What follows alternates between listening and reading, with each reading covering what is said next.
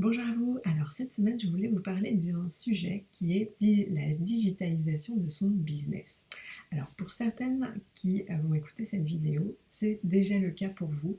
Et aujourd'hui, finalement, le fait d'être confiné ou pas confiné, ça ne change pas drastiquement la façon dont vous travaillez ou l'évolution de votre chiffre d'affaires. Et donc, c'est parfait. Peut-être que du coup, cette vidéo ne va pas vous concerner.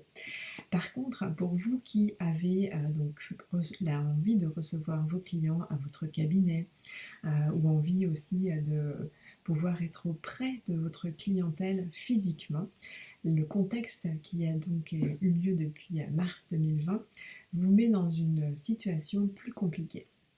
Alors, ce que je voulais vous apporter, c'est le fait de cette démarche qui est déjà de permettre à cette compétence d'entrepreneur qui est la résilience de vraiment se développer, c'est-à-dire de pouvoir prendre des contraintes et de les retourner à son bénéfice. Parce que quand on est entrepreneur, évidemment, on fait face à des obstacles et la capacité à savoir ne pas finalement être arrêté par ça, c'est très important pour pouvoir continuer à avancer. Et donc c'est aussi autant de cadeaux, certes mal emballés, mais qui vont vous permettre d'enrichir les choses. Alors, qu'est-ce qui va se passer? Cet exemple que je vais vous donner, j'ai eu donc lors des ateliers planification stratégique deux personnes, une qui faisait des visites d'une ville dans laquelle elle vit et une autre qui vend des vêtements pour femmes. Alors forcément, si elles ne voient pas leurs clients, c'est compliqué de faire tourner le business. Alors, qu'est-ce que ça veut dire que digitaliser son business? Alors, c'est deux choses. La première, c'est de pouvoir avoir une communication via Internet. Une communication, ça passe par les réseaux sociaux, donc c'est des publications, des vidéos, des Facebook Live, des webinaires, des newsletters, voilà, tout un tas d'options de communication pour faire en sorte que votre clientèle sache que vous existez, vous apprécie, vous fasse confiance et donc puisse prendre vos services. Donc ça, c'est l'aspect communication.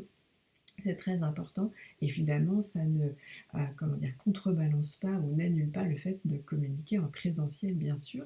Mais du coup, c'est ce que je veux vous amener, c'est que si c'était déjà quelque chose que vous faisiez naturellement, que d'être présente localement, eh bien, c'est aussi très important d'être visible et de communiquer sur Internet.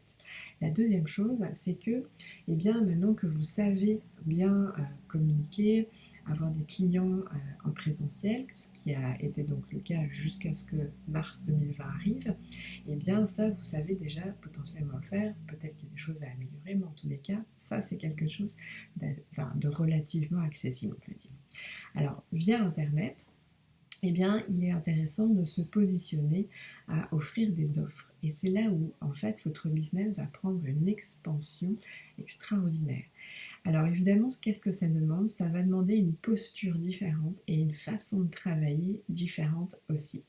Alors imaginons cette femme qui vend des vêtements, eh bien ça va être de se dire, de considérer qu'elle peut être aussi bonne si elle donne des conseils via Zoom par exemple ou via Skype, et parce que souvent ce que j'ai expérimenté quand j'ai des clientes qui viennent et auxquelles du coup avec lesquelles on travaille là-dessus, il y a forcément une référence de qualité aussi dans le fait d'être présente, surtout même des fois parfois pour des personnes qui sont sophrologues, des personnes qui sont aussi dans le toucher, qui ont du mal à se dire mais non, mais je ne peux pas être aussi bonne, ou ma cliente ne peut pas avoir autant de résultats que si je ne suis avec elle.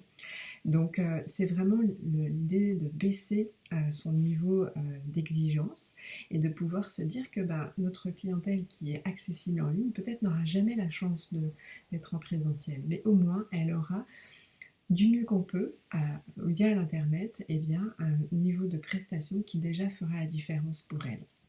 Donc c'est vraiment soi-même intégrer le fait que oui c'est possible, et que oui c'est possible de donner une prestation de très bon niveau via les outils qui sont accessibles via Internet, et également donc pouvoir proposer un système de prestation qui soit 100% en ligne, donc digital.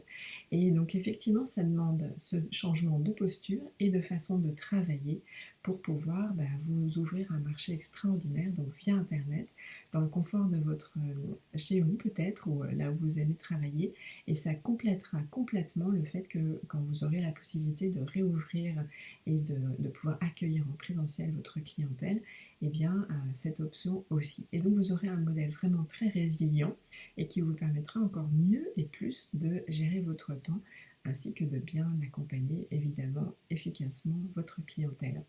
Voilà, j'espère que ça aura démystifié qu'est-ce que c'est que se digitaliser son business, et que ça vous aura aussi donné l'impulsion de le faire si tant est qu'aujourd'hui ce ne soit pas le cas, parce que il est important de ne pas attendre un potentiel moment de retour à la normale. On ne sait pas en fait ce que ce sera, mais en tous les cas aujourd'hui c'est une opportunité vraiment à saisir, et c'est mon intention la plus sincère que je voulais vous transmettre à travers cette vidéo.